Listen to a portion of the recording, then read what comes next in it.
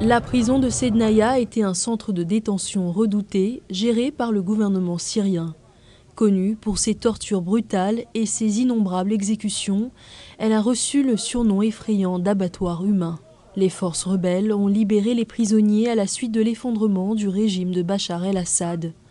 Des milliers de personnes se sont rassemblées ici dans l'espoir de retrouver leurs proches, comme cet homme. Ils l'ont amené à Sednaya alors qu'il n'était qu'un garçon de 14 ans. Aujourd'hui encore, nous ne savons pas s'il est toujours à Sednaya, s'il est vivant, s'il a été tué ou s'il est détenu dans une cellule souterraine.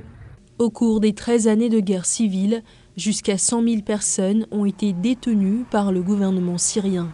Beaucoup sont toujours portés disparus et des citoyens désespérés espèrent les retrouver à Sednaya.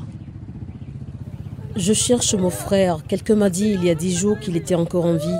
J'ai besoin de mon frère. L'assaut de la prison par les forces rebelles a non seulement permis de libérer de nombreux prisonniers, mais aussi de révéler les archives de la prison.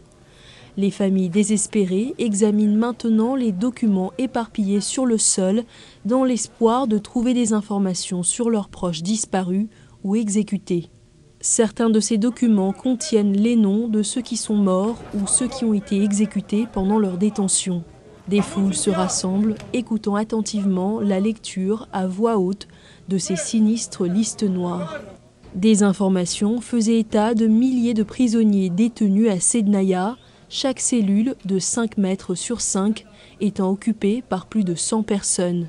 Cependant, lorsque le groupe islamiste Hayat Tahrir al-Sham est arrivé, il n'a trouvé que 300 prisonniers à l'intérieur. Cette situation a alimenté les spéculations sur des exécutions massives, des transferts de prisonniers ou sur l'existence de cellules souterraines.